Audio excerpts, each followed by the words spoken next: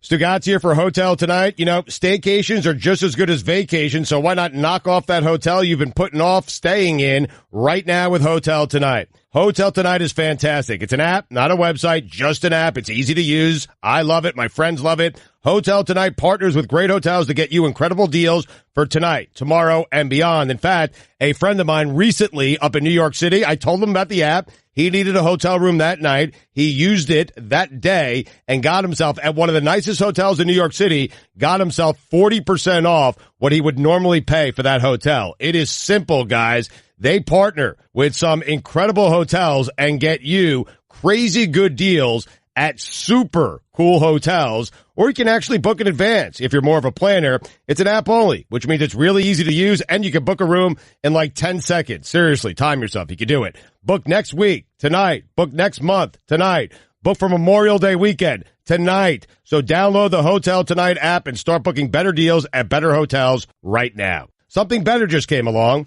Hotel Tonight. This is the best of the Dan Le Batard Show with the Stugotz podcast. Go ahead, Cote, sing this too. But he faked a curtain call, just like it was years ago. A woman grabbed him by the arm as he staggered down the aisle. And with all his country charm, he addressed her with a smile. Would you catch a falling star before it crashes to the ground? Don't you know how people are? Nobody loves you when you're down. That's it. You're done. That's good. That was a good run. Yes. Greg Cote, Tuesday, starts nationally John with Anderson. a bang. He's got diversity. He's got range. He could do hip-hop as he did in the local hour, and then he slowed it down, baby, and he just gave you some country. Baby. So this is Rodeo Clowns Tuesday. I always lose. Sorry. The Rodeo Clowns are undefeated against me. Never lost. And Greg Cote of the Miami Herald has gotten off to a fiery start today.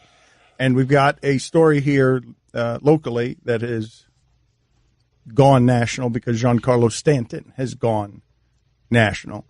And he had something happen to him last night that was really human. And I'm just curious what you guys think of this back and forth. Okay, so the starting point is, and Billy loved this story. Billy, this was your favorite moment, right, of the evening last night in sports? Yeah, and I love Stanton. I mean, I know I give him a lot of crap, but I love him, and he's never emotional, so it was great seeing him like that, like really into it, really passionate about what was going on. But set it up for the people. Explain to the people what it is that happened last night if they're just getting this news on the radio. So a couple years ago, Giancarlo Stanton got hit in the face when Michael Fiers pitched for the Brewers, and he missed, the remainder of that season, and it kind of threw his timing off, and it kind of affected him. And people were saying that if it would have been in a different place, it could have really affected his career.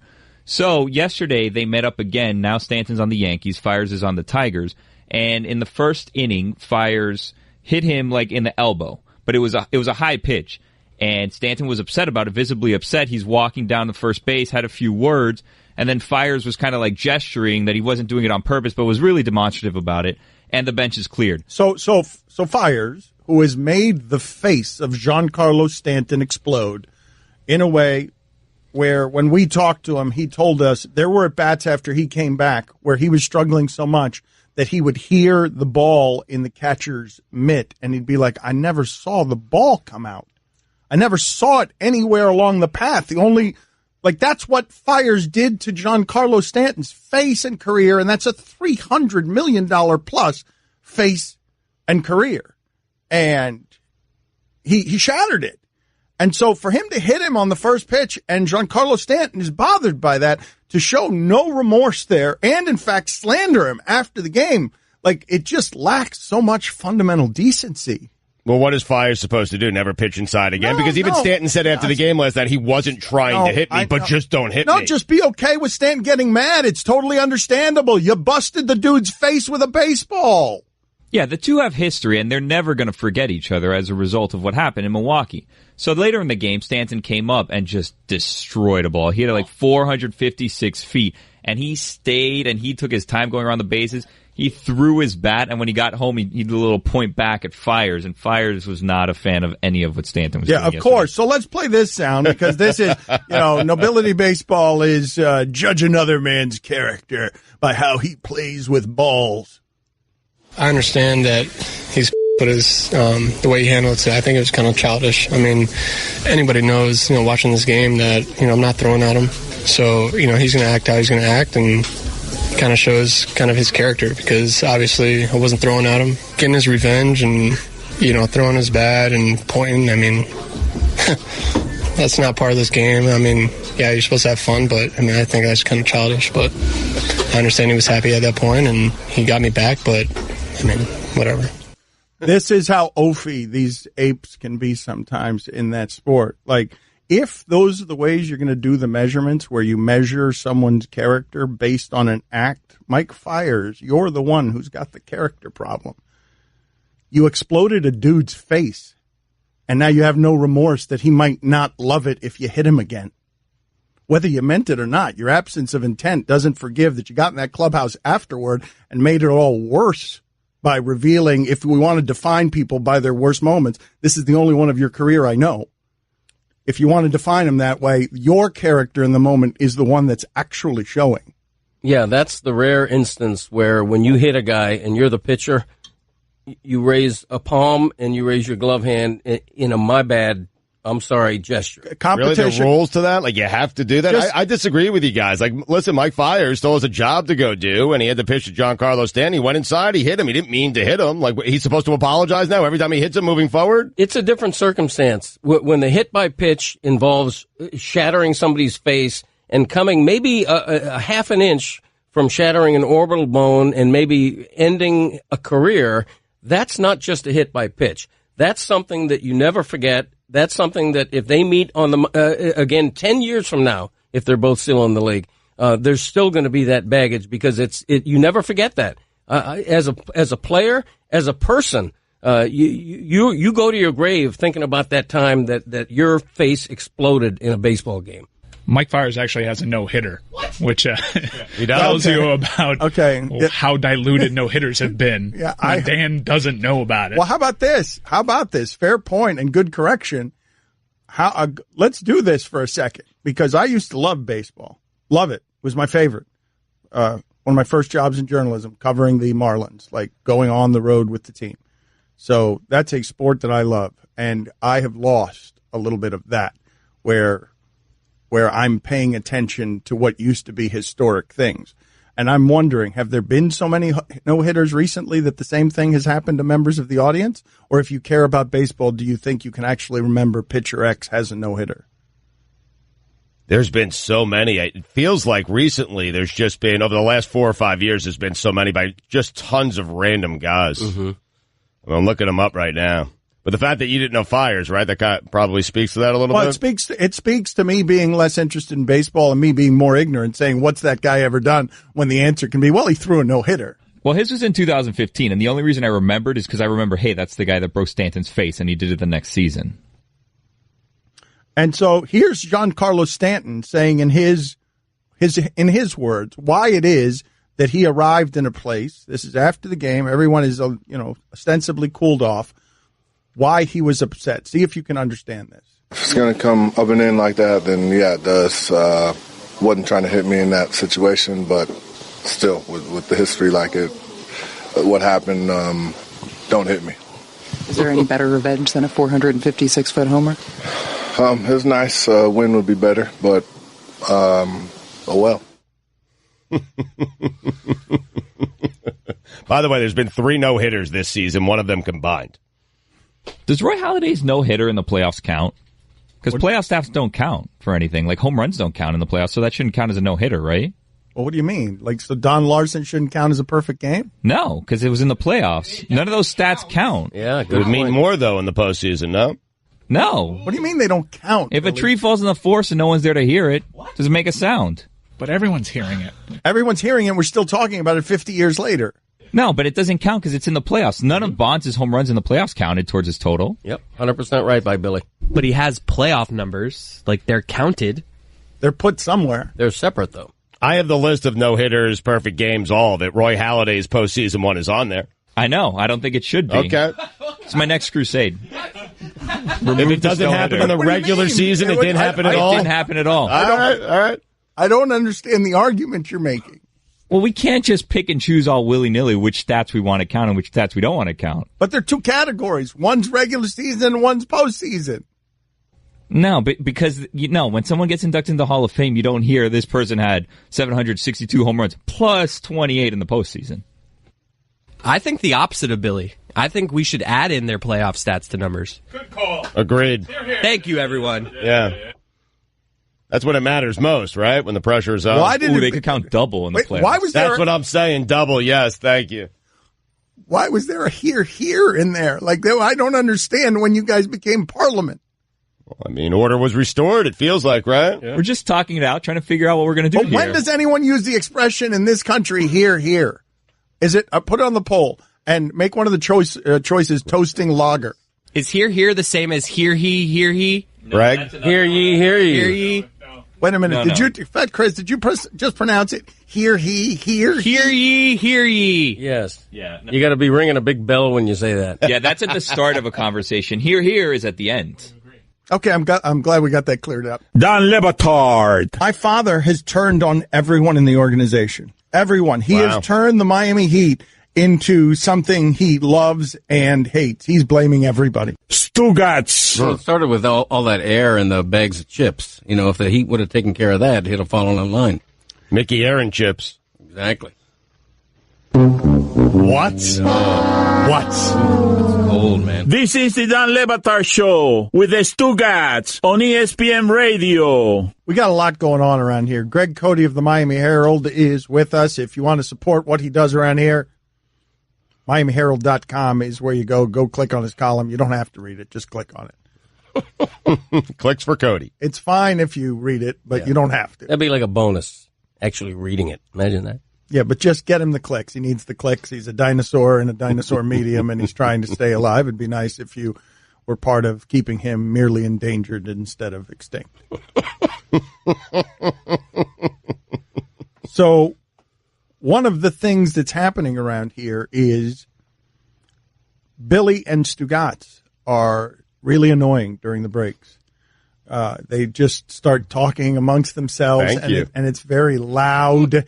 And so this was the big conversation they were having. It was just, Mike, I don't even know how to explain it. It was just like, balls rattling in a can in my ear for 5 minutes. I can't stop the rattling and the shaking. Go ahead and explain to the audience why that was happening. We were just trying to figure out the worst pitcher to ever throw. Chris was involved as well, to ever throw a no-hitter or a perfect game. And then we were debating if the pitcher was bad enough, should we just chalk it up to baseball and take the perfect game or the no-hitter away? Baseball's random, right? Where a guy's just terrible, and then all of a sudden he comes out and he throws a no-hitter or he throws a perfect game. We think, we're not certain yet, we'll make a ruling by 1 o'clock today, that if the pitcher's not good enough, we're going to take those things away, and we're just going to call it baseball. That's it. Right now, everyone's no-hitter is under review. Yes. And if your career didn't live up to snuff, you may not have a no-hitter anymore. The leader in the clubhouse right now, I believe, for no-hitters, and this was a perfect game, Philip Humber. He had a career 13-26 record, 5.3 ERA. And you want to hear about his next start after his perfect game? 5 innings, 9 earned runs, 3 home runs. Hold on a second. And deserve it, man. All right. So take it away. So if Chris is playing this game and goes all in with his hand of Philip Humbers and says, I got the nuts, who can beat him? What's the name that could beat him? What's the resume that can beat him as the worst pitcher to ever throw a no-hitter or perfect game? I'm looking at this list, and I feel like if you have multiple no-hitters, then your no-hitters will count, right? But this Johnny Vandermeer is kind of like a one-trick pony. He did it in back-to-back starts, and then he didn't do anything after that, right? He was 119 and 121, 344. I mean, he did it. He had a good week, basically. Right, Guillermo, put this on the poll. He had a good week out of the pen, right? Johnny Vandermeer, one of the most famous names in the history of baseball. Good week of baseball. I mean, that's what he had. That happens. Yeah. Baseball. He was flowing then. Yeah. When did he play? He played in the, he died in 1997. He was born in 1914. So, the 30s, 40s. Greg, put it on the poll. I'm sorry. Guillermo, put it on the poll. Is the no-hitter meaningless because Homer Bailey has 2 of them? Exactly. Mm-hmm. Yep. I mean, the guy is 67 and 70 with a 4.54 career ERA. Hey, a couple lucky nights. Baseball nights. Take them away. I would also add that both of them. Take them both away? Take them both away, yeah. Wow. What about Burley? He has 2. Do you guys remember A.J. Burnett threw a no-hitter that included 9 walks? 9 walks. 9 walks. And he hit a mascot like Nuke Lelouch. Yeah. It's an atrocity. You remember that, Guillermo? I love he threw a pitch baseball. Didn't he injure the mascot? Was there some sort of legal action was there? Was that the same game? I know one time Billy the Marlin was driving around with that car and he threw a ball through the window. And I think it was intentional. I may have my facts wrong here. I'm sorry. I just slandered A.J. Burnett. A.J. Burnett, for those of you who don't know, had a no-hitter with 9 walks and one time hit a truck and broke the window instead of hitting a mascot with one of his throws. There's no way you could get a no-hitter now with 9 walks, right? I need to see how. No. He must have had like 130 pitches. Len Barker had a perfect game. Wow. Not good career numbers. No. But Len Barker. Actually, remember Len Barker. Well, you remember that baseball card in the mustache, I do. think. Yes. That's exactly what I remember. Thank you, Steve. That's absolutely right. It's the only thing I know about that human being. This show ain't free. Time for some ads. The tools. Do you remember? Guillermo, put it on the poll. Do you remember that baseball card? This is that show now, Mike. I'm mortified. I am mortified right now that we are the show that is so old that it is talking about baseball cards from Cleveland Indians in the 80s. That's the only thing I know about that dude, Len Barker. He could have cured illnesses since that picture. And the only thing I remember is that baseball card of his entire career. I don't remember the no-hitter. The no-hitter is dwarfed by the mustache. Damn it. We are so old. Yeah. You count combined no-hitters? I don't count those. Oh, get out of here. There's one of those this year, right? Yeah. Yeah. Who are the most pitchers to combine on a no-hitter? Because that's the height of absurdity, right? Yes. The most pitchers ever to combine for a no-hitter. We'll tell you what the answer is to that after the Dollar Shave Club ad. The tools from the good folks at Dollar Shave Club extend beyond the ones for your face. They have tools for your hair, their teeth, other parts of your body. I'm telling you, I am using stuff that I never would have used before just because they send it to us. Stugotz is going to tell you about Dollar Shave Club before or after Chris Cote hits you with this. Astros and Mariners in the last 8 years have had no-hitters with 6 pitchers. Yeah, take them away. Don Batard. My dad did win a Purple Heart. I asked him once how he won the Purple Heart because you always think of, heroism in war.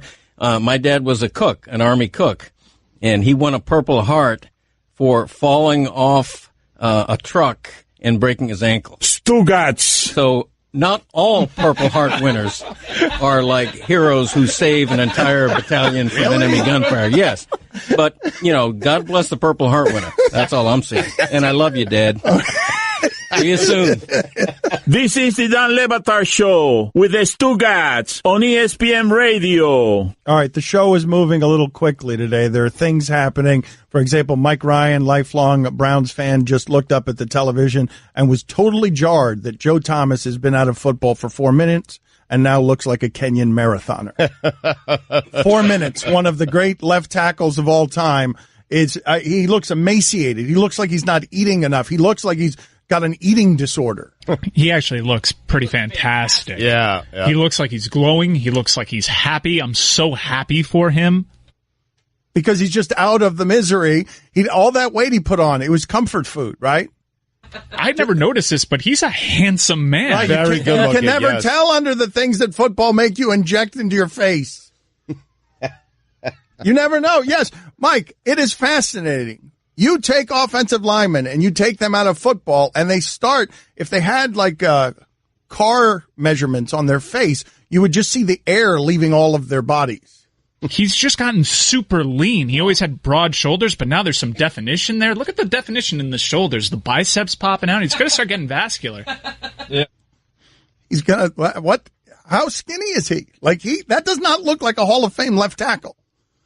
That stopped looking like a Hall of Fame left tackle in 14 minutes. He's been retired for 14 minutes. He looks like a Patriot wide receiver. Yeah. Guillermo, how is your campaign for the All-Star game?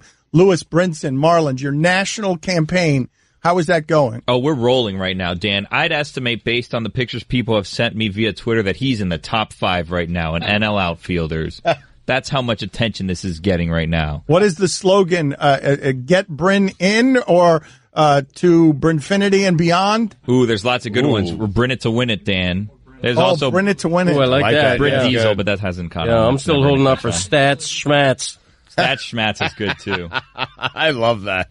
For those of you who don't know, we're trying to get Lewis Brinson into the All-Star game because he's a very deserving candidate here for the Miami Marlins. And, it'll be fun to see him there. So to do that, go to MLB.com. You can click at the header. It says vote for the All-Star game. You can vote for both teams if you want, or you could just vote for him. It doesn't matter. 5 times a day, 35 times total per email. So just create a bunch of different emails. Well, explain to me how this works, though. Why is our show on ESPN Ooze not daily trumpeting this campaign as you crusade? Because Lewis Brinson, the Miami Marlins deserve this player, the great Lewis Brinson. Mm-hmm. The city deserves it. The team deserves it. The team's history deserves it. As the face and representative for the Miami Marlins, not just now, but forevermore, Lewis Brinson needs to make an all-star game as the symbol for greatness in this city and Miami baseball. It's going to be great. He's the face of the team. It'd be great if he showed up there in the old teal uniform. That would be a cool thing. He's a hometown guy. We need to do it. Now, we have a soft rollout right now because we don't want to get voter fatigue. We still have a month of voting left. And you know what happens? Sometimes people get really excited and they just waste all their votes early on. We want to drag this out for a full month to make sure that he's in it until the end. And I'm telling you, if he's not in the top 5 next week, I'm going to be shocked. I'm going to be shocked. That's how much energy there is around this campaign right now. Yep. The nation is abuzz with this campaign, Dan. I'm telling you. It's not just Miami. Yep. Okay. So keep it in the news stream. But I've delayed 20 minutes in getting to something that's happening with Stugotz, and I don't know how to address this. He has been saying the word Murray for the last hour, and it's for 2 reasons. And one is funnier than the other. So can you just give me 20 seconds on the other Murray story that you've been talking about, the one that I don't care about? Oh, the Kyler Murray story. He's a quarterback at Oklahoma. He was selected number 9 in the Major League Baseball draft last night. So he's a top 10 pick, and he's going to get around $4 million, north of $4 million to sign with the Oakland A's. But I'm just wondering, so he goes back and plays quarterback at Oklahoma, which I would not do. He's going to go play football for free. He's not a big-time NFL prospect. He's going to play for Oklahoma for free and risk the career that's going to pay him millions upon millions of dollars. I wouldn't do it.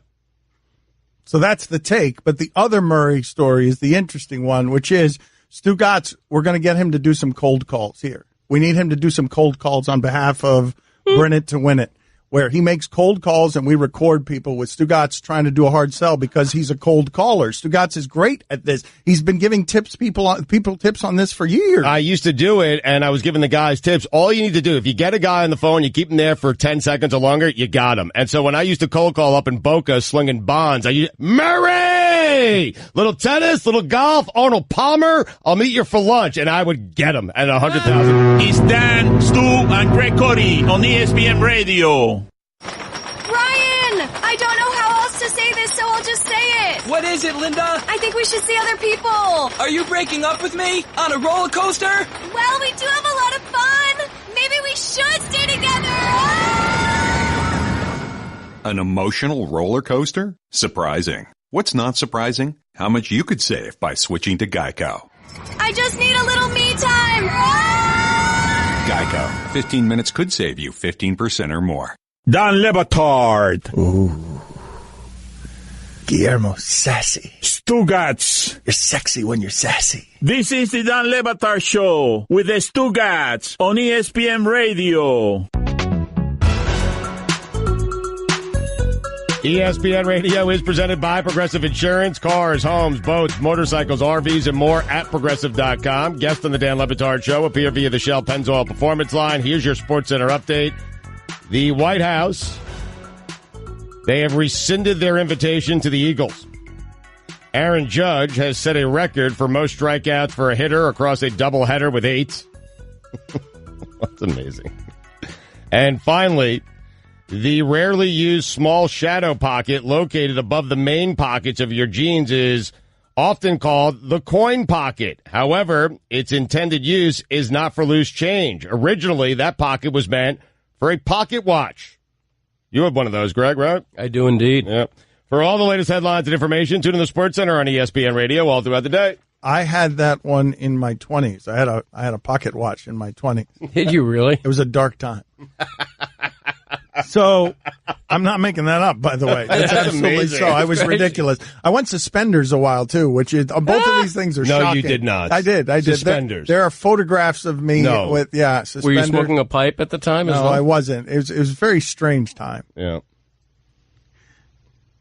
Did you ever wear a beret? I feel like I've seen photos of you. It wasn't a beret. It wasn't a beret. I've seen you in a beret. No, it wasn't. There are photos of this infamous New Orleans trip where Greg Cote woke up with mashed potatoes in his hair, where you're wearing a beret. It's beret-ish, I think. Yeah, it's more ridiculous hat wear than merely a beret. It's in the beret family. And yes, it's as ridiculous. If anyone can find a photo of me in suspenders, I'm searching. Yes, you would delight. What was the end game with the beret? What were you going for? You know what? It was a dark time in my life. Intellectual? I don't know. How many slam poetry sessions did you go to? All right. Listen to me. I'm the big joke around here. But what happened at the end of the last segment, I need to re-examine it because... I like to stay where we are right now. Okay, we'll get back to that. No, let's go back. No, we can get back to the beret, the suspenders, and all the things that people would be making fun of me about. But what just happened during the break, if you're new to our show, Greg Cote of the Miami Herald is doddering, and you can click on his column, keep him in the newspaper industry, which is flourishing. Just click on the column, and boom, Greg Cote will be thankful for your time. No, I'm fine. You got to get this looked at, man. You got to get it looked at. No, I'm fine. You're ruining the show with all of your coughing. Okay, we've been enduring this. We've been enduring this for 7 days with you. Your wife's complaining about you keeping her up. Good Lord! All night I'm doing that. No, I'm fine. All night long. All night long. Yeah. All right, we're back there, Mike. Go ahead and get All Night Long. I'm sure Greg Cote will sing it. No, that's out of my register. Is it? Yeah. My voice doesn't go that high now. The end of the segment, the end of the last segment. Greg Cote for years doesn't know when the end of the hour is, even though there was a time on television I was wearing a baseball cap with a clock on it at the same time. Back. It wasn't helpful. At the end of segments, our whole goal is to make him forget that it's the end of the hour, and he always steps into it. And subterfuge. We are now the Globetrotters against him. We are the Globetrotters. We are working from all angles. We've done it on the phone. We've done it from Marlins games. We've had relatives do it. There are very few Cotes who haven't done it to Greg Cote.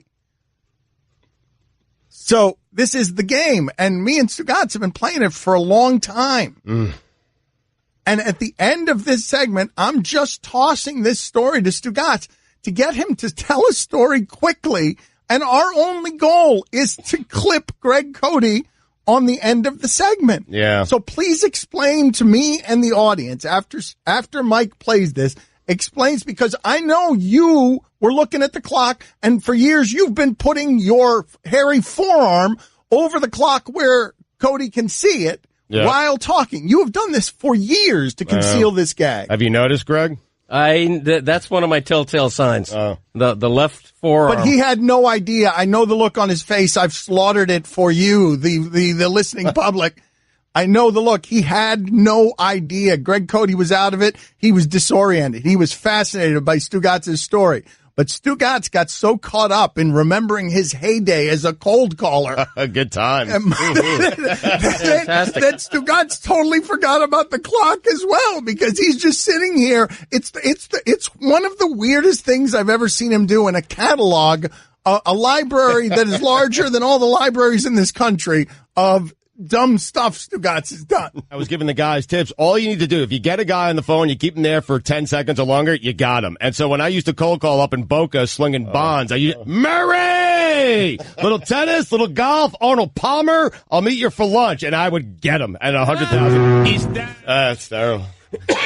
Listen, unfair to me that you threw it to me, not on one, but two stories with about 18 seconds to go. If I didn't know better, I think you were trying to get me on the hard network out. I'll be honest with you. It sounded like two stories, and I had about 15 minutes to go. It's my fault. It sounded like your story wasn't going to end for another 10 minutes. Not going to carry the whole hour with that story. I mean, when was this story going to end? Like, I'd like for it to end now, and I don't think we have enough time in the rest of the show. By the way, it's a fine what you just did to Dan blaming him for your mistake. Oh, that's a fine? Really? Yeah. Real? Oh, man. But what if he was purposely trying to get me there? You guys don't know. Do some investigation. Do some research. God, you can't blame that on me. All right, I owe you money. I want to know if you closed the deal with Murray. I always close the deal with Murray. I would Murray! Purposely call Murray's in Boca. Murray! I got no money on me. Does that work? Roy, what are you pointing at him for? There? Roy, what did you see? Oh, he has money. He's got $3. What? Murray!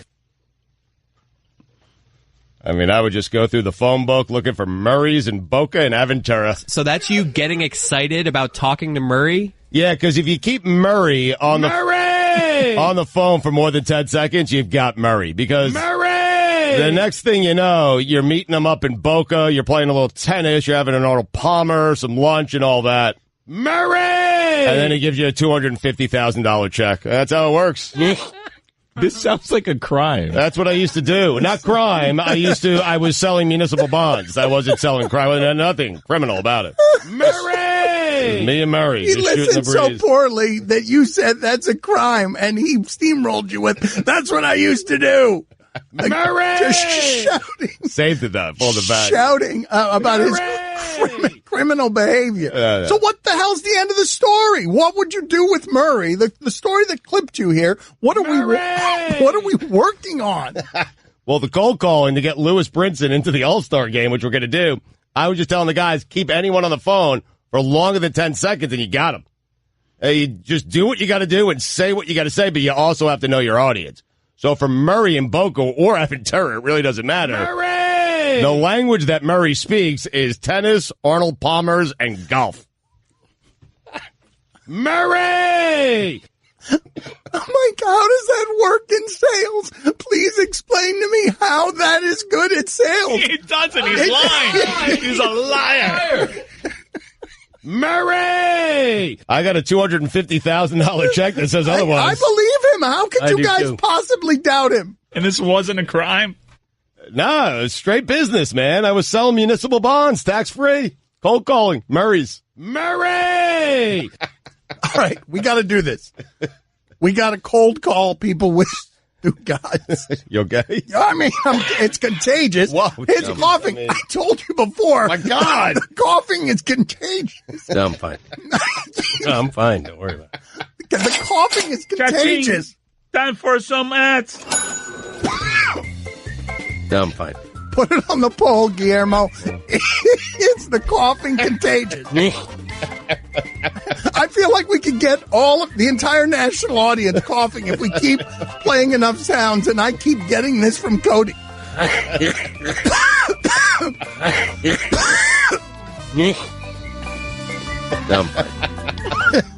Don Le Batard.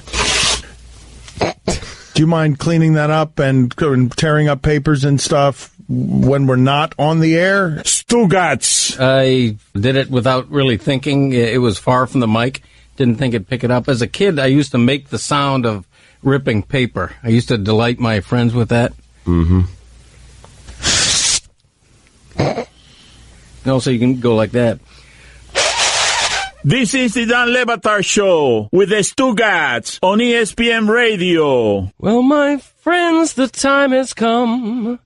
Raise the roof and have some fun. Slow down. The work to be done. Let the music play on. Play on. I'm going to start over again. Sorry. Hold on, we got to start again. We can't. We're not allowed it's because too slow. This because song. of rights feeds. The hip hop's too fast, and this is too slow. I need a mid tempo. That's why I love country music. It's all two step. Here it comes. Feel it. Come on. Motto. Reading. Long. Night long, all night long. Zagacki. I don't know what. For the love of God, that's it. Stop to me. Christ Almighty. Not one of my favorite songs. Not in my wheelhouse. You already said it was your favorite. It's the only reason we played it. You know, the Richie song I do sort of like is where he talks about dancing on the roof.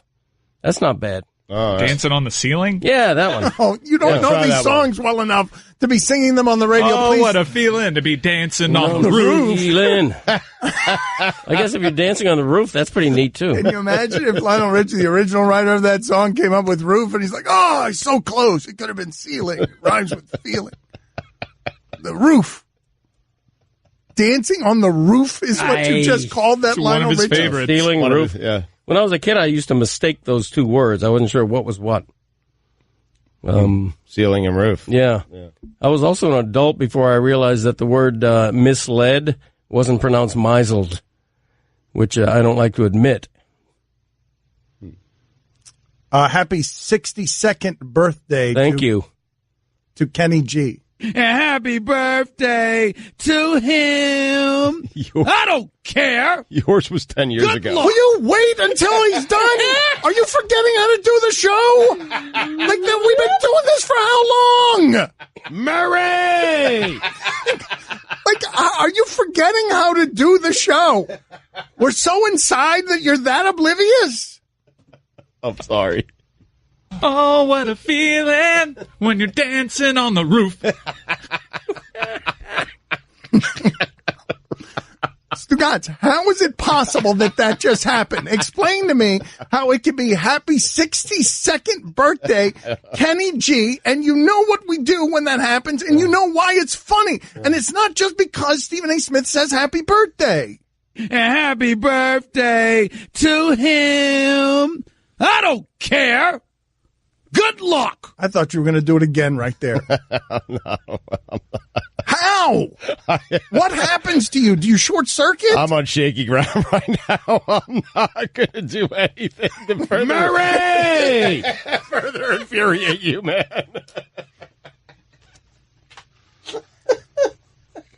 This is who I work with. This is Mike, it's not sustainable. Mike.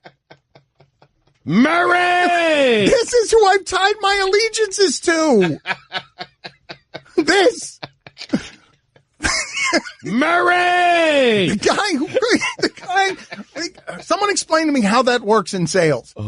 How is Stugotz good at sales? To me, it's just as absurd as that working in sales. Somebody calls you and this works. I mean, the two of them are just as absurd. Saying someone's name like that, how does that get you a sale? Murray! How do you get human connection out of that? Let me tell you the bond game, okay? This is the municipal bond game. Tax freeze, by the way, okay? Let me tell you the game, okay? The game is, because who's buying bonds? It's older guys. It's Murray up in Boca Raton. That's who's buying the bonds, man. And so what do you do? And because he's old, chances are Murray a little bit lonely. A little bit lonely. No! Dan, I'm just telling you. Yeah, I'm telling you. And so you call him Murray, and you know his kids are tired of him. They moved out of the house. You know, they don't want to deal with Murray anymore. And so you become his friend, and you go up, you play some tennis, you have, you have a little BLT, and then you have an Arnold Palmer, and, maybe, 9 holes of golf, and then you got yourself $500,000. Boom. Murray! It's not how that works. It can't be. It is. It can't be how that works. I was really good at it. That's despicable. Why? I was really friends with him. Why? You can't be friends with somebody. I'll be friends with whomever hands me $500,000. Damn right. Or what their name is. You can't can't sincerely be a friend of Murray if this is what you shout when you call him on the phone? Murray! I mean, you got to shout. He's hard of hearing. That's what a friend shouts. Murray! And that's how you talk to your friends. You're right. Murray! That is Straight Talk. It is brought to you by Straight Talk Wireless. Nationwide coverage on America's largest and most dependable 4G LTE networks. The Kendrick Perkins story, Stugotz. Oh, yeah. How funny is this? Steph Curry's got bad ankles. Kendrick Perkins, I don't know how to properly describe how he was sitting on the bench in a suit. But, I mean, how do you describe? Let me for the radio audience that perhaps hasn't seen how Kendrick Perkins was sitting. Oh, for the love of God.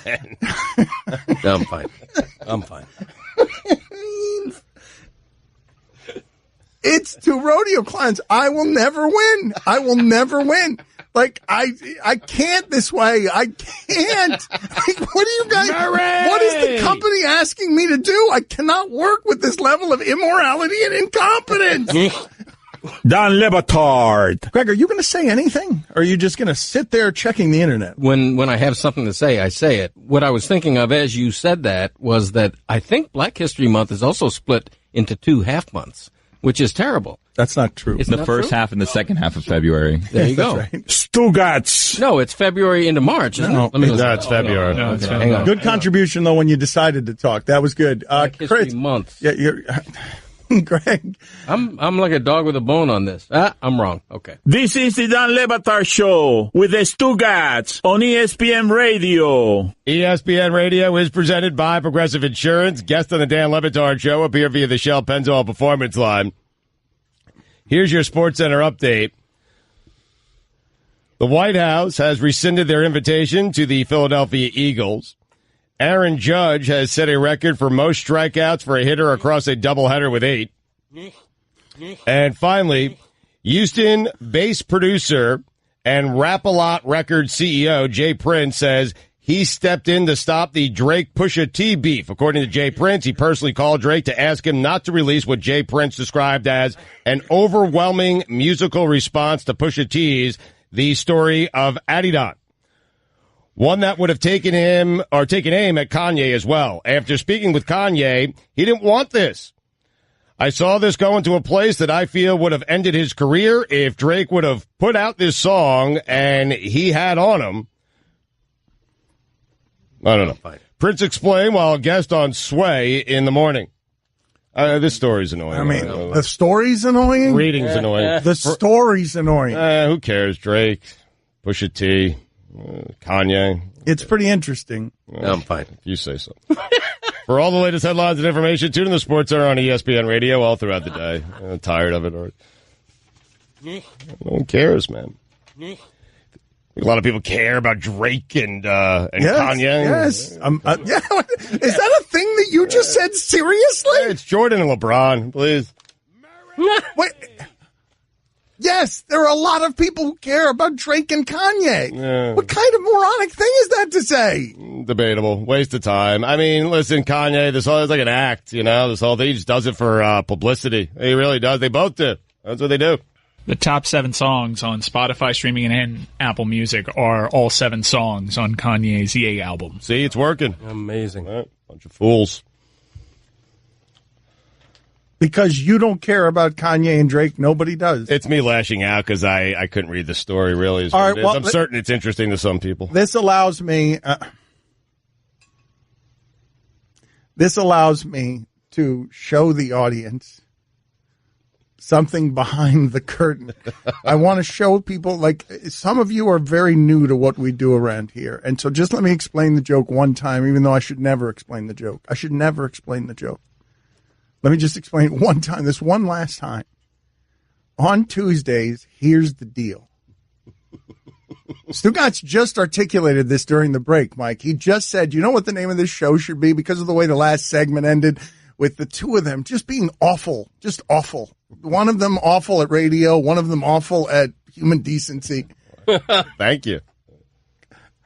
The joke is, Stugotz just said it. If this were the sitcom, it'd be the name. I'm trying to work here.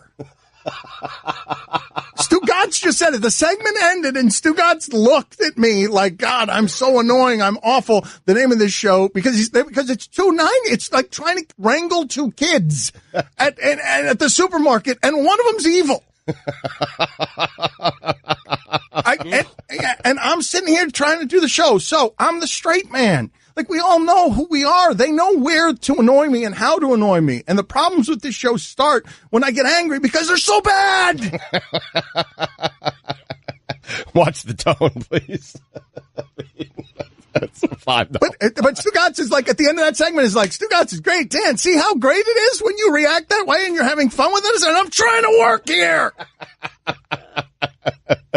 So that's the working title, 80-20? I'm just saying the whole thing has worked this way as a spoof, hiding in the shadows at ESPN. We don't even know who listens to us. We keep getting promoted.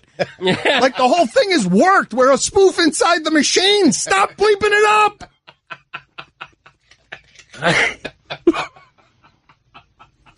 Like, we've arrived, Stugotz. We arrived. We're here at ESPN making fun of everything at ESPN. Yeah. Do better tomorrow. That's another name for the show. I'll give you credit for that one. Just for Tuesdays, Guillermo, do you like that as the name for the show? I'm trying to work here. On Tuesdays only. Yeah, it's a good name. Tuesdays are the best days. You just fit in, Dan. Everybody's having fun. Media's dying all over the place. Everyone's hanging on by a thread. No, I'm fine. We're in the middle of the machine. Media's dying. It's coughing. It's wheezing. Literally. Old man dinosaur over here is the representation of print media. We're inside of the machine making fun of the machine. Do it right. I'll pay the $5. Yeah, glad you said it.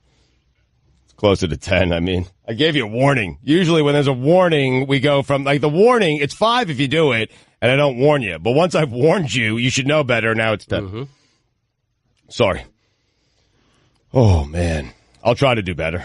Happy 49th birthday to Brian McKnight. Happy birthday to him. I mean, it's Kanye. It's just like enough already. I mean, geez, Taylor Swift. I'll get in a beef with her. I'll get in a beef with this guy, that one, this one, that one. Boom, top 7 songs on the charts. And we all fall for it every single time. It's such a joke. Please. Kanye. Oh, he's a little crazy, a little off. Oh, we need some help. Top 10 songs. Worth $1 billion. Genius is what he is. We're all suckers. Suckers, S-U-C-K-A-S. I don't know why it came out that way. Why did it come out that way? Does anybody in our audience... Try to do better. Yeah. You can't even laugh without sounding like you're a wheezing lung that's deflating. Trying to cut through it. No, I'm fine. It's not necessary. Just go home and get it checked. It's not... Oh, for the love of God. I'm fine. The way that Kendrick Perkins was sitting. How would you describe that? How would somebody describe that to the uninitiated, the person who wasn't watching the game? You got a sensitive situation. Steph Curry's got bad ankles. The only thing that could really derail the Warriors is Steph Curry having bad ankles. Mm-hmm. They'll survive just about anything else. That Cleveland team we know is pedestrian. They can survive anything else other than Steph Curry's ankles because they're a different team when he's healthy. They might be able to survive that. They might, right? Yeah, I mean, yes. I think, what do you got from here? Already up 2-0? If right now I knock, go ahead and put it on the poll, Guillermo. If I knock Steph Curry out of this series right now, are the Warriors still favored? Wow, that's a sportsy poll. But I think they might be. And so he's taking a 3-point shot. And the way Kendrick Perkins is sitting there, how would you describe it? Not pornographically to an audience, because his legs are splayed in a way Nobody sits like that. Right. Respectfully. He's very relaxed, and he's got his legs spread out. It's like when you're trying to get down an airplane aisle and the guy's not really making much of an effort to let you in, in your row. Yep. He's just not. Oh, but I thought it was even wider than that, and I wasn't sure it's because it's so large. I thought it's not like a guy having a foot in the aisle. It's a guy purposely trying to recline in a way that, hey, maybe I'll hurt somebody tonight. Mm-hmm. Like, it's just, nobody sits like that, not professionally, not respectfully in a professional environment. And it makes you wonder, wait a minute, is he hoping to get lucky on one of those? Is Kendrick Perkins hoping to get lucky on Steph Curry on one of those because he could just say he sits like that? He was trying to get in the way by not getting out of the way. Proper etiquette when someone's going to the bench is to, lean a little bit out of the dude's way so he doesn't roll an ankle or something doesn't happen to his lower body. And Kendrick Perkins made a point to not move. Right. I think we need to check, though, was he sitting the same way when Cleveland was on offense? Like, because I don't know, I'm asking seriously. Like, if no, LeBron, but what difference does that make? They're on the other side of the court. What difference does that make? No, but did he change the way he was? Because they don't want a Cavalier to get hurt. They had to be going that way at some point. Oh, but okay. There hasn't been. I'm investigating. There hasn't been an instance where LeBron's diving into Kendrick Perkins' arms, but I'm fairly certain he'd either try to help him, or get out of the way, and not just stick his legs out there to try to trip him up. Yeah, that's an asinine hypothesis. I'm watching it right. It is. I am watching it right now, and the Warriors have every right to be upset because they are irked by this, and they have every reason to be irked by it. Yeah. I mean, Steph Curry is clearly walking like Dan. He had plenty of time to move his legs, and he simply did not do it. So, yes, I think he's hoping for one of those. Right. It's magnified because it's Steph Curry, but one of the many unwritten rules in sports is that if you're on the sideline, you yield to the person in play. I mean, it's just, you see that on football sidelines, you see it all over sports. And so that really exacerbates. But is it possible? Is it possible in any way that Kendrick Perkins has really long legs and back problems and he needs to recline like that? I can't even think of the way that Kendrick Perkins wouldn't think that that's not disrespectful and dirty. Like, I don't even know how he argues it to himself unless he's in. I don't know if I were a lawyer arguing on his behalf. Hey, you don't have any intent here. I believe you, my client is innocent. What the hell's our argument? Steph Curry, you could read his lips when he challenges Kendrick Perkins, and Kendrick Perkins does a thing where he stands up and reveals himself to be much more of a giant than Steph Curry. Steph Curry looks right up to him, doesn't back down, says, "You playing tonight?" Yeah, that was funny. All I want to do is a zoom, zoom, zoom, and a boom, boom. I mean, it's what they signed Kendrick Perkins for. I mean, just to sit there and don't move, Kendrick. Put those legs out, don't move, and that's it. Hopefully someone will trip over you. It's a true testament to how useless he is in today's NBA that they can't use up his 6 fouls on the court. No, they need him to be off the court in a suit. Guillermo, put it on the poll. If Kendrick Perkins does that, do you give him the immediate Finals MVP? If he actually succeeds in his nefarious plot to injure Steph Curry, would you give him Finals MVP? I'd give it to him even in a loss. Hell of an effort, Kendrick. That's a good idea. Make yourself useful. Cash more of the Dan Le Batard Show with the Stugotz, 10 to 1 Eastern on ESPN Radio and ESPN News. This is your bedroom. This is your bedroom. With Blue Chew. Blue Chew uses the same active ingredients as in Viagra or Cialis, but now comes in chewable form. Chewable means better, cheaper, and works faster than pills. No in-person doctor visit, no waiting in line, no more awkwardness. 100% online at BlueChew.com, where your first order is free. Just pay $5 shipping. Use promo code DAN at BlueChew.com and restart the party. Dan Le Batard. Marriage at some point, I think for a lot of people, they get down to, and this is really a sad part about marriage, where you're just having sex one day a week. And that one day a week is Sunday. And so I love Sundays, but I hate everything I have to do leading up till Sunday, which is essentially agree with everything my wife says and does everything she asks me to do. And I'm only doing that for the Sundays. Because if I don't do it, there ain't no Sundays. And I can't live without my Sundays. Stugotz. I wonder if Abby hates Sundays. Oh, she despises them. This is the Dan Le Batard Show with the Stugotz on ESPN Radio. Your calls for Ron McGill will start in a moment. 786-456-4837. If you want legitimately good anthem talk, go right now. go to ESPN right now, and that is a place where it'll be discussed better than it will anywhere else here on our show or any other. High Noon is where you go. Go there now if what you want is good anthem talk. If what you want is animal, 786-456-4837. But Stugotz was saying during the break, and this is a great idea, Trump has to go full professional wrestler. Instead of inviting the Eagles to the White House, he actually at 3 p.m. today has to unleash actual eagles. Yep. Like, just go. Let's go. Let's actually do this. Let's have the eagles wandering around. And you could if the eagle wasn't such an idiot. Am I right? Am I right, Ron McGill? It's not an idiot, Dan. Why do you always use these types of words? It's not an incredibly intelligent bird, but it's not as lacking in intelligence as, let's say, an owl is. Okay. An owl would be less intelligent than an eagle, but none of them are idiots. I mean, the owl is really dumb and the eagle is really dumb. And if you don't want me to call them idiots, that's fine. But I don't think most of the people listening right now know that what you're saying is as factual as something subjective can be. No, let me explain something to you, Dan. There's a difference. An idiot is something that has the capability to be intelligent and refuses to do so. Okay, that's an idiot. Thank you. Okay. When an animal is maximizing the potential that it has in its brain, it's not an idiot. It might not be as intelligent as something that has a larger brain capacity, but it's not an idiot.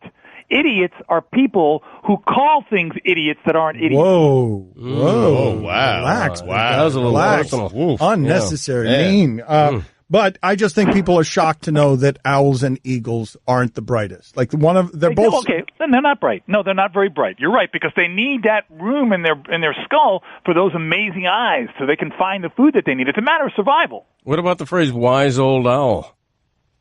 The biggest misconception on in the animal kingdom. It's, you go to graduations, you go to libraries, you see the owls with the graduation cap on their head. It's a total fallacy. But we can say it sarcastically or ironically with a little smirk, right? I know, but the part, sure. Absolutely. I don't know what's more shocking.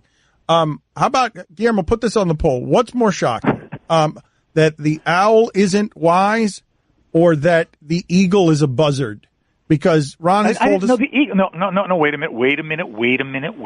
A buzzard with a good PR agent. You've called the eagle a buzzard with a good PR agent. A vulture with a good PR agent, because, yes, an eagle is an opportunistic feeder. Okay? It's an opportunistic feeder, which means that if you go to Alaska, Dan, and you go to the nearest dump in Alaska, you're going to see hundreds of eagles on the dump just feeding on trash. Wow. Okay?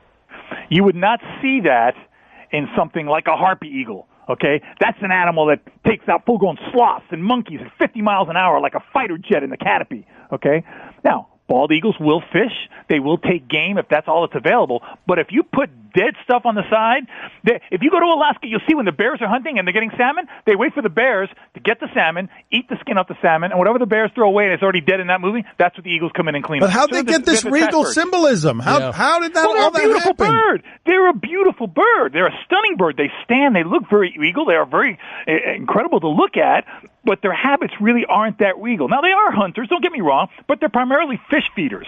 There are some exceptions to that, but they're primarily fish eaters. And again, they'd rather get something that's already been killed by something else than have to work for it themselves. Ron, I have another bird question here, but this is a serious one in my life right now. I have in my backyard what I am pretty sure is a red-tailed hawk, and it's really menacing. It's like flying low across my yard. It's dive bombing at my cat. How seriously should I take this, and how do I get rid of this hawk? Well, Greg has come in today saying it's him or me. Like, this is not going to end well for one of us. Right. He wants to kill it. Well, no. Well, you can't touch a bird of prey. You'll go to the hoosecow for that. Okay. Okay. How do I get rid of it? In all seriousness. Okay, it's going to move out pretty soon. They're kind of traveling through now. As it gets into the summer season, that thing's going to move out.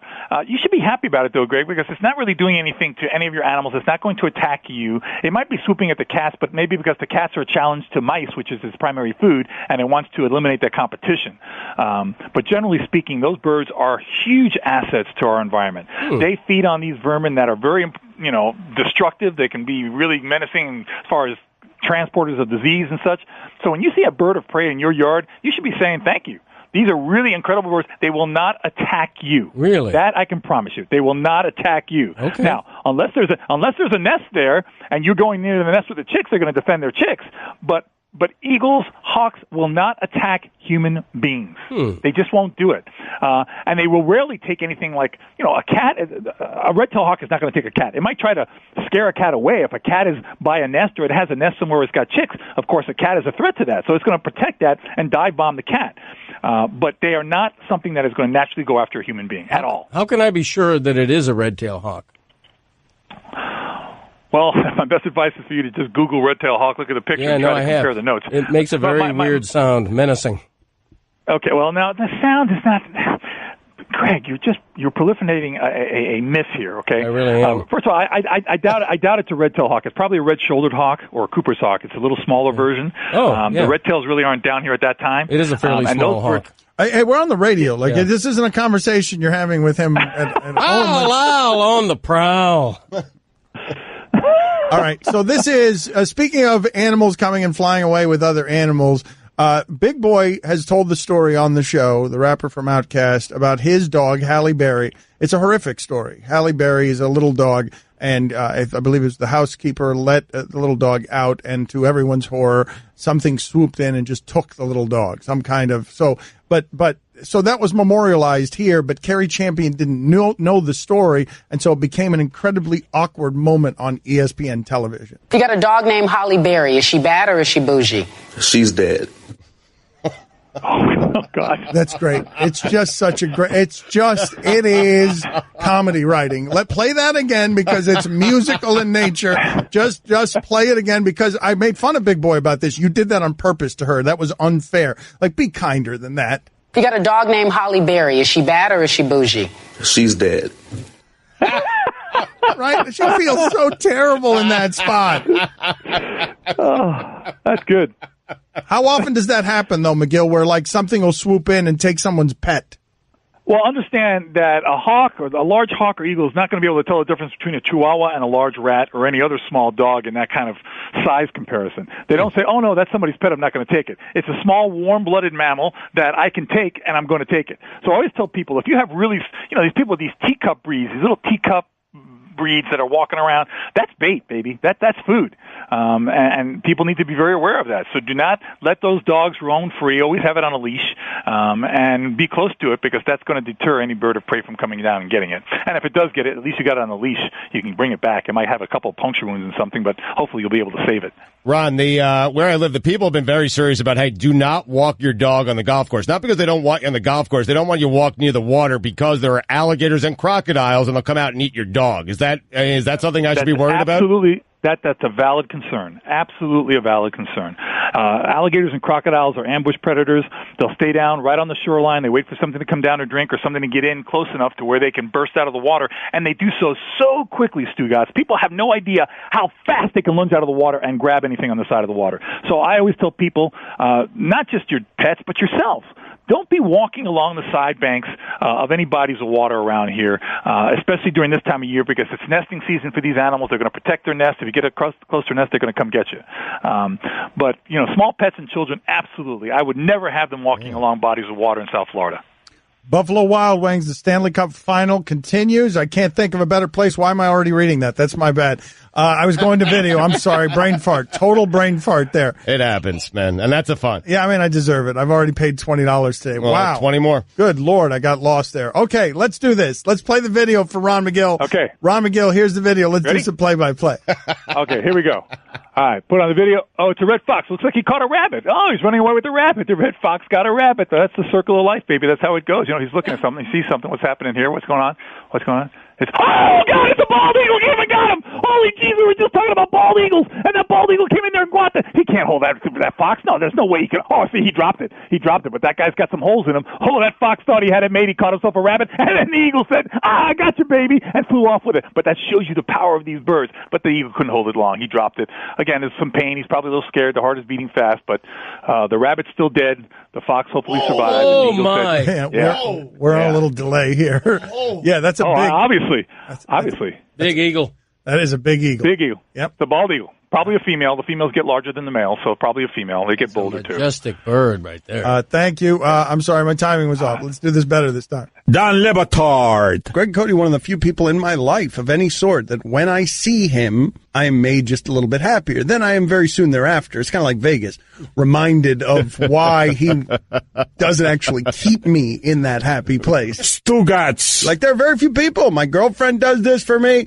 My mother does this for me. My brother does it some for me, but very few others do it for me. And Greg Cote is in that inner circle. Thanks, Dan. This is the Dan Le Batard Show with the Stugotz on ESPN Radio. We've got tomorrow night something that we're doing that you're going to enjoy and we're going to enjoy if you care about this show, if you like this show. Mike Ryan's going to tell you about it in a second. It's a watch party. We are watching Game 3 of the NBA Finals as it happens. We're going to have all sorts of cool video feeds to the game. Basically, you go to Watch ESPN. We have the link pinned to our profile on Twitter. That's at Le Batard Show. You go to Watch ESPN around the time the game tips off, and we will be there as your second screen viewing experience. That sound that you hear going on in the background, that is a magic wheel of content. Oh, nice. So What? Yep. Don't read it yet. Don't read it. We're going to debut a magic wheel of content. That's going to change the way radio entertainment happens in the world. A magic wheel of content during all the slow periods and what should be a very fast-paced electric game. Yes. And so we're going to start at 9 o'clock and where, like, for old people like Greg Cote, we said the other day that there was a Mets game on Facebook. The only person who cared about that Mets game during the day against some cruddy team, doesn't know how to use Facebook. So with all these newfangled things ESPN and Disney spend on, the pluses that ESPN gives you, where can people get these newfangled gizmos? Well, this is available on the Watch ESPN app, but if you don't have the Watch ESPN app, you can go to watchespn.com and get sort of information. Believe me, if you follow us on Twitter, we're going to try to make it as easy for you leading up to tip as possible. But this is actually going to be a pretty cool sports thing that we're doing because we're actually really interested in this game. Like I said, we have all sorts of angles to cover. We have all sorts of cool ambient sound from the game. I can't actually pot up the broadcast, but they're actually making available to us some interviews, which are pretty cool. During the game, in-game interviews? During the game. And here's what I've been told that we have made available to us. Let me know how you guys feel about this. All right. We have Doris Burke for 2 questions. Wow. Love Burke. Just 2? 2 questions. Oh, nice. She's fantastic. Love me some Burke. I'm in. All right. And we have Jeff Van Gundy and Mark Jackson No way. for 2 to 3 minutes. Whoa. Also, there's potential to have maybe, I don't know, some sort of ringer out there to get any sort of famous faces that are out there. Hey, is that Brian Windhorst walking by? Pick him up. All right, and so what are we going to do with the other 3 hours and 40 minutes? Well, that was where the wheel comes in. The wheel. A means going to be here to lend to basketball credibility. Stugotz is going to have to dust off some play-by-play skills. We're doing a double header tomorrow. We are doing a show in the morning, and then we're doing another show at night, and we're going to dress it up. Like we're going to have. It's watch the game with our show. This is a second screen experience, but the way that we like to approach this is a little bit differently. Maybe it's not all game all the time. We like to do our show because we have unbridled chemistry, really. It's unparalleled in this world. In this industry, it's the tops. Not in the world, but in the industry. Tops of the pops, baby. Yeah. We have incredible chemistry. So we're going to be doing 2 shows basically tomorrow. One in the afternoon and then one starting at 9 o'clock. Early morning, afternoon. And then an awful one on Thursday morning. Yes, terrible. Woof. They're not giving us Thursday morning off? It's going to be bad. We're going to be tired, but heaven help LeBron if he doesn't close out on a jumper because Stugotz will be right there to crush him for being tired. Wait a minute. They're not going to give us the day off the next day? They want us to work a full American work day? 2 full shows. What? Wow. Come on, man. Too much. That's unreasonable. Unbelievable. I mean, Wingo takes every other day off. I mean, it's incredible. Hal? I feel like you kind of shoehorned that point in. Mike, what's funnier? 3 p.m. today, White House, wonderful music and the anthem. 20 actual Eagles or in a comparable troll, and put this on the poll, Guillermo, the band, the Eagles. Because that's actual wonderful music. It's also Caucasian. Yeah. So what's funnier? That's a tough poll. What's funnier if at 3 p.m. today, the White House, instead of doves, releases 20 to 30 actual eagles, bald eagles, or the band is playing there, the Eagles, or I got another one, a third option, just Ian Eagle. Oh, wow. But he's a little too close to basketball, right? They're black people. They're black people there. Don't leave out his family, the Eagles. Yeah, okay. So you're asking Glenn Fry, Don Henley. Well, Glenn Fry passed away. Okay, so he can't be there. He's dead. Got a good excuse. Don Le Batard. You and I probably define fat slightly differently. I'm someone who sees myself naked on the regular, and I don't consider myself fat. Most would. Stugotz. You think most people would consider me fat? That they would, yeah. People are very judgmental. Most people would consider me fat as well. This is the Dan Le Batard Show with the Stugotz on ESPN Radio. ESPN Radio is presented by Progressive Insurance. Dave Itzkoff is going to join us in just a second here on the Shell Pennzoil Performance Line. There's a new book, Robin. It's available right now. Looking forward to this conversation.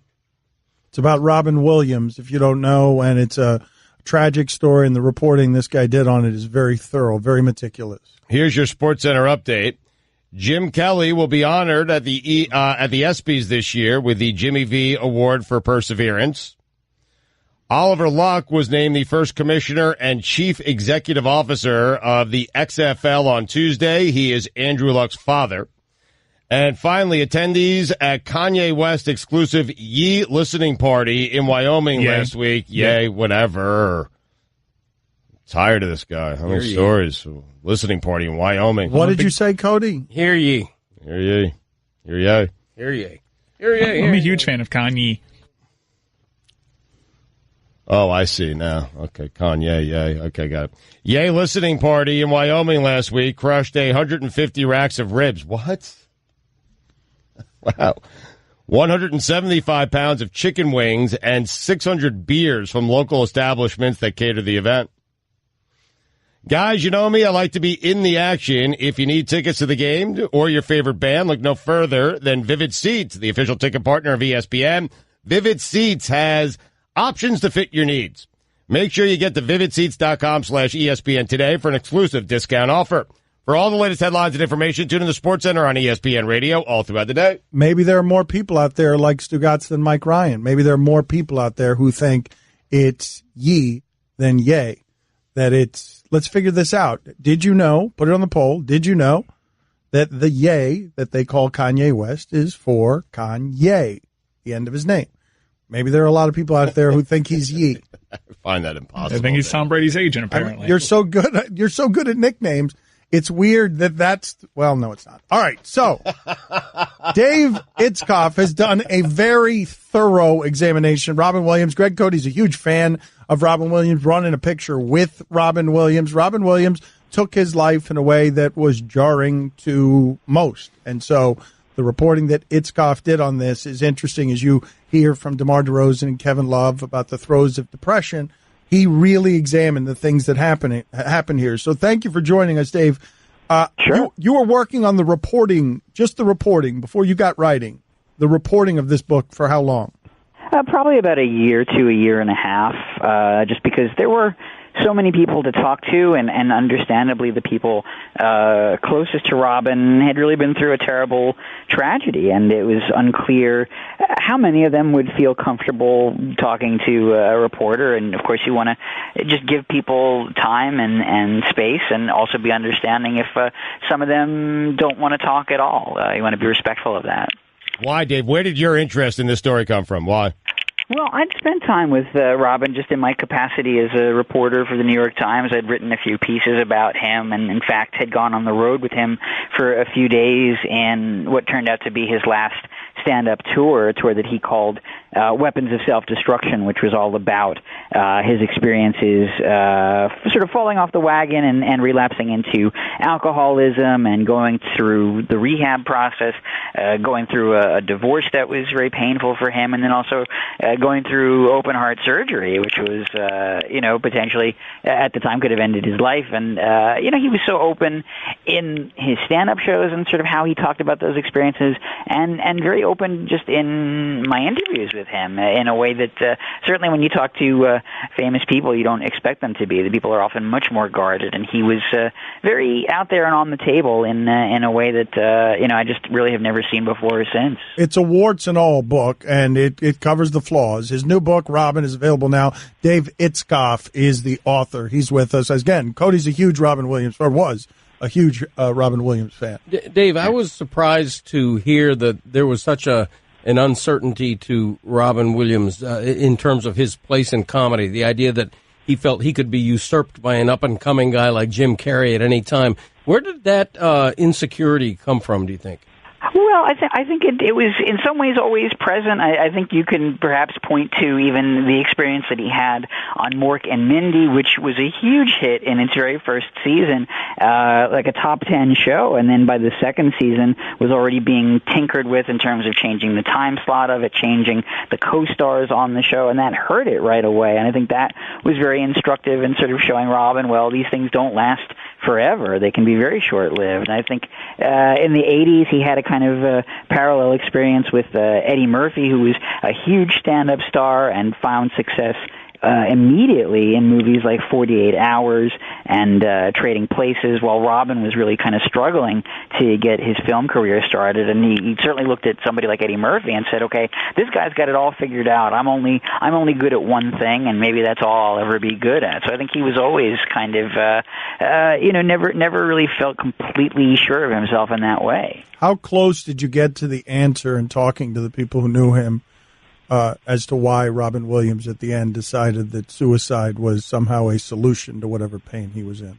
Well, it's not clear that it's a conscious, active decision that he made in that sense. It wasn't discovered until many months after his death, when his autopsy was complete, that they found evidence of that he had a brain disease called Lewy body dementia or Lewy body disease, which is in some ways akin to Parkinson's. That it's a degenerative brain disease, and in this case, it attacks not only the motor part of the brain, but parts of the brain that have to do with how we process information and how we make decisions. And people who suffer it can have hallucinations. They can have very intense anxiety and paranoia. And clearly, the end of his life was a suicide. And there are friends who knew him in those last weeks who feel retrospectively that they had interactions with him where they felt like he was trying to sort of settle accounts with them or say goodbye in some way. But it's also entirely possible that this was just a kind of terrible impulse that he acted on in a moment when it's not clear that he may have known who he was or what he was doing. And unfortunately, as much as I think we would like closure in a situation like this, we may not know exactly what he was thinking or why he did it at that last moment. What, if anything, could have saved Robin Williams, do you think? And that may be unanswerable, but I'm wondering, in retrospect, was there a medication that he should have been on that he wasn't, or...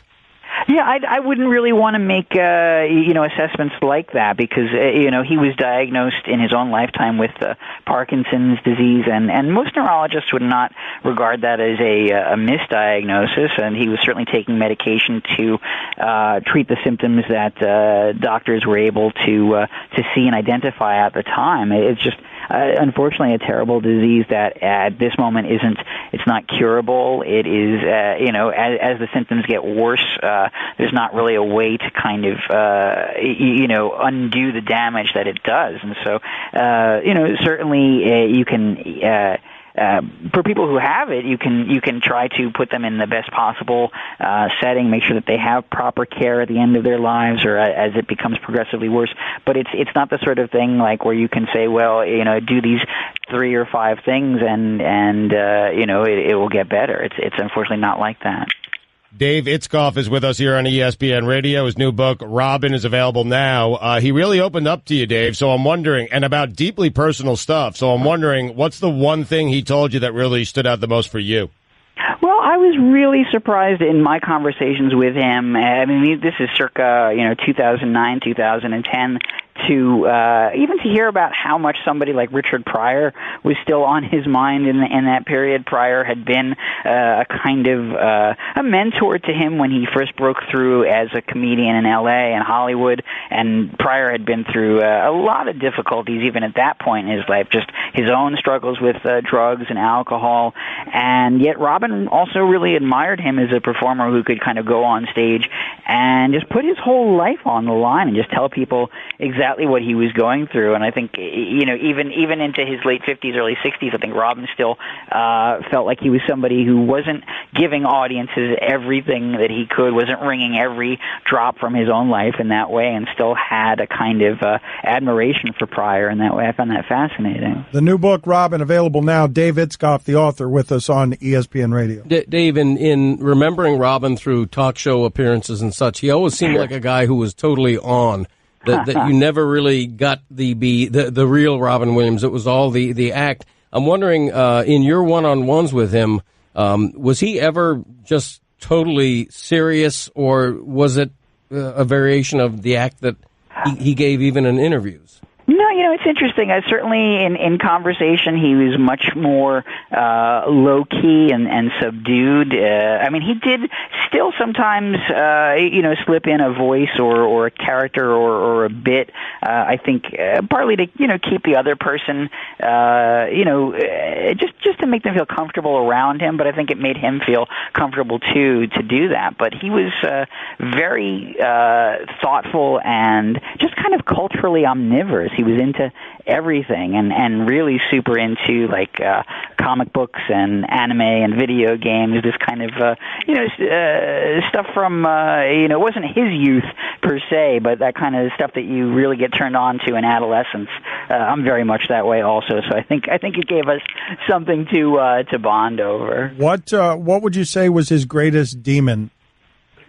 Well, I think it goes back to that sense of, as we were talking about earlier, I think that sort of occasional lack of self-confidence. I think there was a kind of loneliness that persisted throughout his life, certainly from his upbringing in his youth. He loved both of his parents. They loved him, but they were absent from his life at times. His dad was a Ford executive and just traveled a lot for work. His mother was a socialite, and he grew up in pretty big houses that he was often left to all to himself. And that feeling of solitude, I think, definitely was had a big impact on how his personality got shaped, and I think he carried that with him, well into his adult life. Dave, thank you, sir. Appreciate the time. Thanks for spending it with us. Oh, it was my pleasure. Thank you for the conversation. Thanks, David. A texter writes in here, this is the least surprising thing in the world. Rest in peace, but Robin Williams was horrible. He's that guy. You had to get that take out there. This show ain't free. Time for some ads. You had to make sure that everyone knows that you didn't find Robin Williams funny. Well, you made sure of that. Kind of a minority opinion. How did I make sure of that? Well, you brought it to life. I mean, that was a personal conversation between you and the texter, and now you've made everyone aware of that take. That's a good job by you. Okay, thank you. The Stugotz is strong in me? Yes. You can listen to the Dan Le Batard Show with the Stugotz 10 to 1 Eastern on ESPN Radio, and you can watch on ESPN News.